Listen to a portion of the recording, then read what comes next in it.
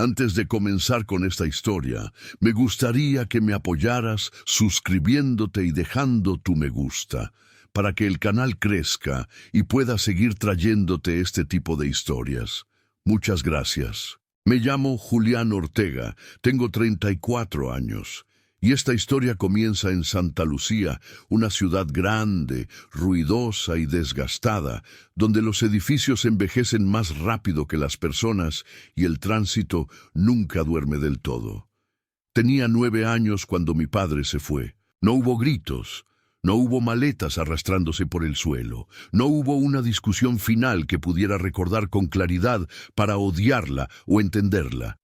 Solo hubo una puerta que se cerró sin hacer ruido y que nunca volvió a abrirse. Vivíamos en un departamento antiguo, en el 4º piso de un edificio sin elevador llamado Unidad Habitacional San Marcos, en el barrio La Esperanza, un lugar donde las ventanas daban a calles estrechas, llenas de cables eléctricos, puestos de comida y autobuses que pasaban demasiado cerca. Aquella mañana desperté con el sonido de la regadera. Pensé que era un día normal. Mi padre, Esteban Ortega, siempre se bañaba temprano, incluso cuando llevaba semanas sin trabajo fijo. Decía que un hombre debía empezar limpio el día, aunque el día no ofreciera nada a cambio. Cuando salí de mi cuarto, el baño estaba vacío. El espejo aún estaba empañado, la toalla colgaba húmeda, mal puesta, como olvidada a propósito. En la cocina, mi madre, Clara, estaba sentada frente a la mesa, con las manos entrelazadas y la mirada clavada en la pared descascarada. «¿Dónde está papá?», pregunté. No respondió enseguida. Aspiró aire con dificultad, como si cada respiración le costara un esfuerzo que no quería admitir. «Salió temprano», dijo al final. «Desayuna, Julián.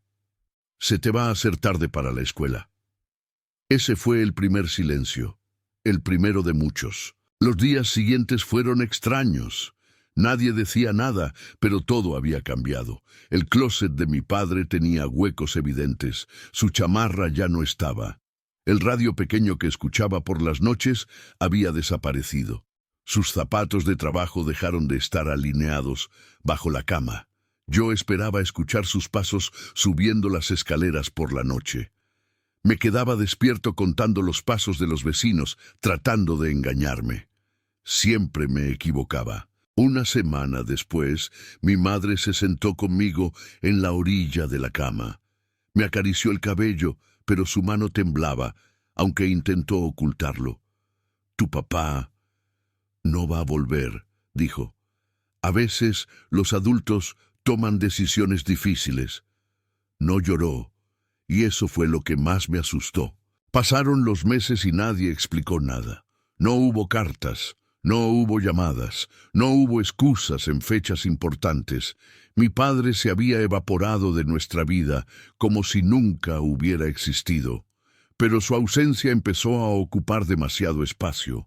Y aún así, algo extraño ocurrió desde el primer mes. La renta del departamento siempre se pagó puntual, nunca se retrasó, nunca faltó. Incluso cuando el refrigerador empezó a vaciarse, incluso cuando mi madre tuvo que vender algunas cosas para completar la despensa, incluso cuando aprendí, demasiado pronto, a no pedir cosas innecesarias. Yo no entendía cómo era posible, pero esa duda, esa pequeña grieta en la lógica, fue la semilla de todo lo que vendría después. Los primeros años sin mi padre no fueron una tragedia inmediata. Fueron algo peor, una costumbre. Mi madre y yo aprendimos a vivir con menos palabras. Ella empezó a trabajar más horas en una papelería del centro, cerca de la avenida Reforma Vieja, y regresaba a casa con los pies hinchados y la espalda rígida. Yo aprendí a hacer la tarea solo, a calentar la comida sin preguntar, a no mencionar su nombre. En la escuela primaria República del Norte, los otros niños hablaban de sus papás como si fueran cosas permanentes.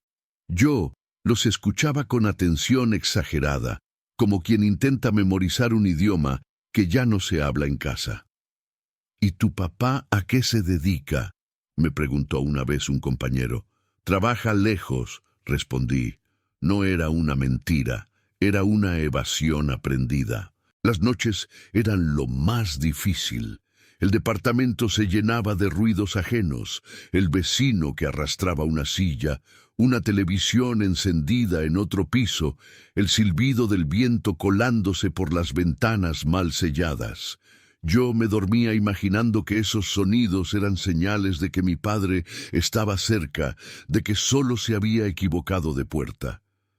Nunca ocurrió.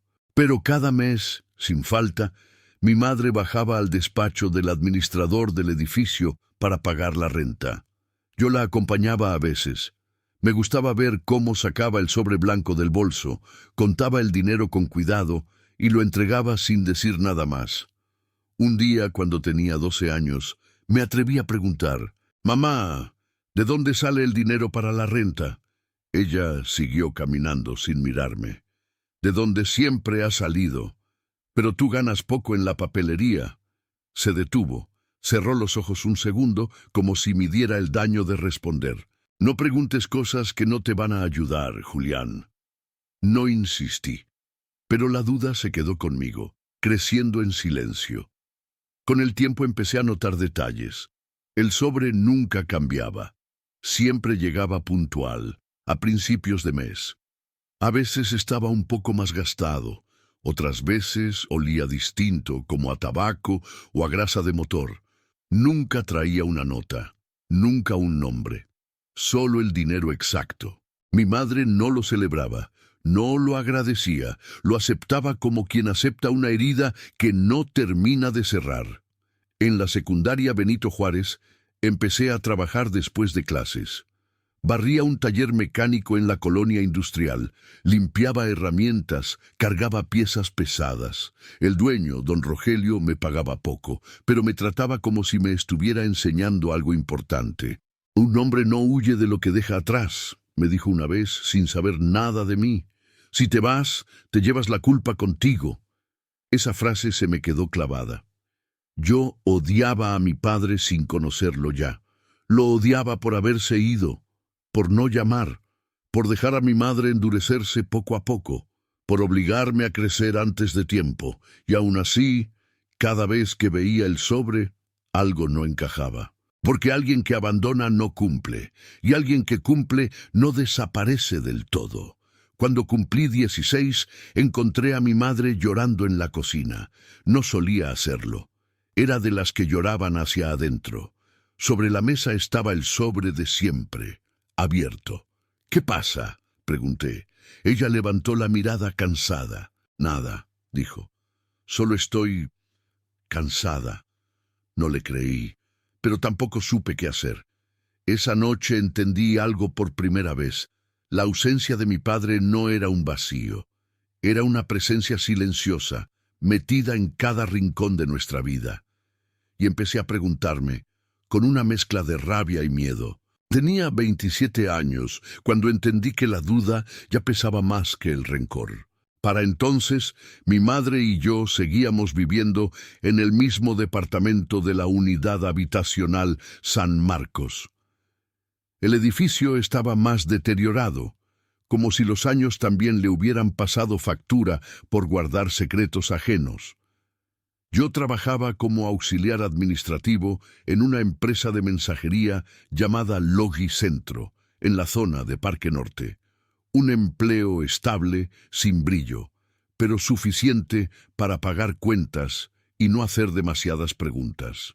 Mi madre había envejecido de golpe, no en el rostro, sino en la manera de moverse.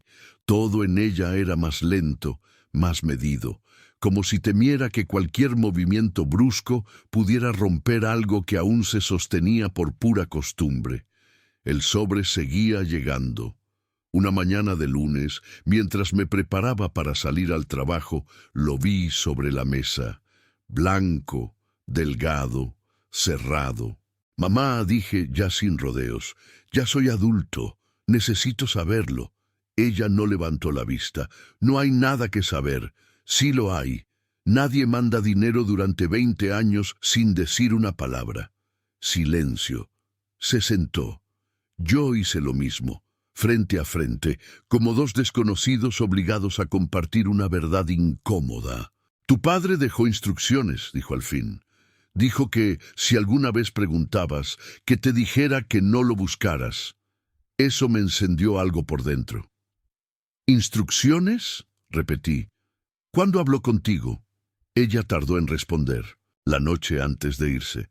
Mi corazón empezó a latir más fuerte. ¿Y por qué nunca me lo dijiste? Porque te ibas a ir tras él, respondió. Y porque hay ausencias que duelen menos si no se explican. Ese mismo día, después del trabajo, hice algo que llevaba años evitando.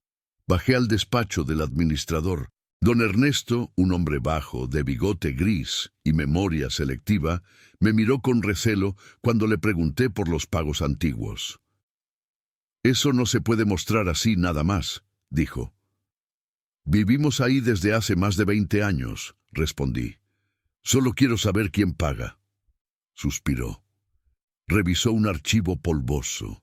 Sacó un recibo amarillento. Siempre fue el mismo nombre, dijo.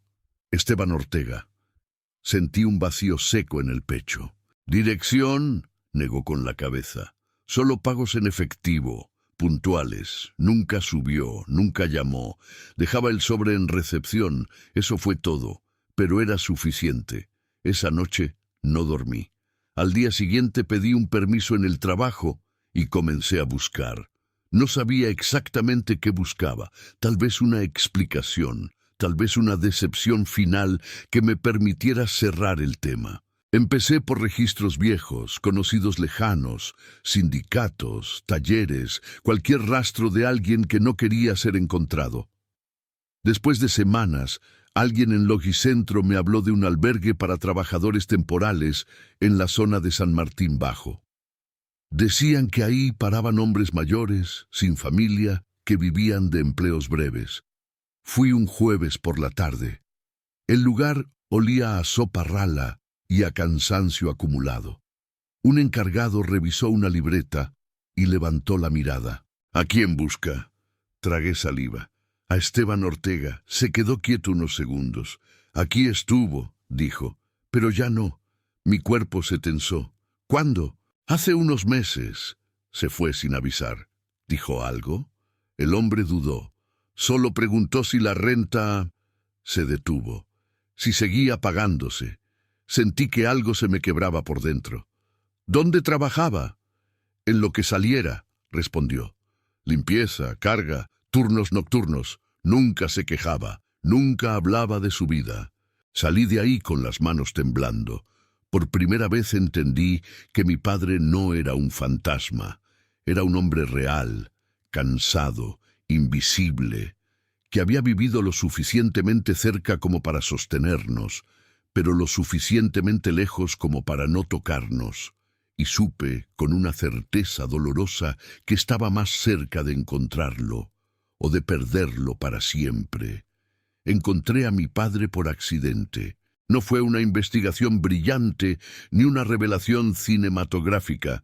Fue una coincidencia cruel, de esas que solo pasan cuando ya estás cansado de buscar. Habían pasado casi 3 meses desde mi visita al albergue. Yo había dejado de preguntar en voz alta, pero no de observar. Cada hombre mayor que veía en la calle, cada espalda encorvada empujando un carrito, cada mirada baja me obligaba a pensar en él. Una tarde, saliendo del trabajo, tomé una ruta distinta para evitar el tráfico. Caminé por la colonia San Rafael, una zona de edificios antiguos y locales medio abandonados. Frente a un supermercado de descuento, vi a un hombre barriendo la entrada. Era flaco, más bajo de lo que recordaba, el cabello completamente gris, la espalda vencida por años de cargar cosas que no eran suyas. Pero la forma en que sostenía la escoba, eso no había cambiado. Me quedé quieto, paralizado, observándolo desde la banqueta de enfrente. El uniforme decía «Servicios Generales». No levantaba la vista, Barría con una concentración casi obsesiva, como si el suelo pudiera juzgarlo. Crucé la calle sin pensarlo. «¿Esteban Ortega?» El hombre se detuvo. Tardó unos segundos en girarse. Cuando lo hizo, supe que no había vuelta atrás. Sus ojos me reconocieron antes que su boca. Vi el golpe, el miedo, la culpa acumulada durante décadas encontrándome de frente. «Julián», dijo, apenas. No lo abracé, no le grité, no hice nada de lo que imaginé durante años. Solo me quedé ahí, respirando con dificultad. «¿Por qué?», pregunté. «¿Por qué nos dejaste?». Miró alrededor nervioso. «Aquí no», murmuró. «Por favor». Caminamos hasta un parque pequeño, con bancas rotas y árboles mal cuidados. Nos sentamos en extremos opuestos, como si la distancia todavía fuera necesaria. «Nunca los dejé», dijo al fin. «Me fui». Esa frase me atravesó. «Eso es lo mismo», negó con la cabeza. «No lo es, cuando sabes que haces daño quedándote». Me contó su versión en pedazos, como quien no se permite recordarlo todo de golpe. Había perdido su empleo estable, había acumulado deudas, había cometido errores que yo no entendí del todo, pero que lo llenaron de vergüenza. Dijo que sentía que nos estaba arrastrando con él. Pensé que si desaparecía, tragó saliva, ustedes podrían estar mejor sin mí. ¿Y nunca pensaste en llamarnos? Todos los días. Entonces, no supe cómo volver sin romper todo. Trabajó en lo que pudo. Dormía donde lo dejaban, nunca se permitió algo propio. Todo lo que ganaba lo enviaba para la renta. Era lo único que podía asegurar, dijo. Un techo, aunque yo no estuviera debajo. Sentí rabia, pero también algo más difícil de admitir. Mamá lloró durante años, le dije. Yo crecí odiándote, asintió. Lo sé, y lo merezco. Quise decirle que no. Quise decirle que tal vez no, pero no salió. Nunca fue falta de amor, añadió. Fue miedo y orgullo malentendido. Nos quedamos en silencio. Antes de irse, sacó un sobre del bolsillo, el mismo de siempre. Este es el último, dijo. Ya no me alcanza para más. Lo miré. No lo quiero, respondí. Quiero que hables con ella. Me miró como si le hubiera pedido algo imposible. No puedo. Sí puedes, dije, pero te da más miedo eso que desaparecer. No respondió. Cuando me fui, no sabía si volvería a verlo. Pero por primera vez en mi vida, entendí que mi padre no era un villano, sino un hombre que eligió el sacrificio equivocado. Y eso no lo hacía menos doloroso, solo más humano. Mi padre murió 6 meses después de aquel encuentro. No me llamaron del hospital. No hubo una despedida consciente. Me enteré por doña Elvira, una vecina del edificio donde él rentaba un cuarto diminuto en la colonia Valle Seco. Encontró mi número en una libreta vieja, escrita con letra temblorosa. Él decía que usted era lo único que había hecho bien, me dijo por teléfono. El infarto fue rápido, indoloro según el médico. Trabajaba como velador nocturno en una bodega de materiales.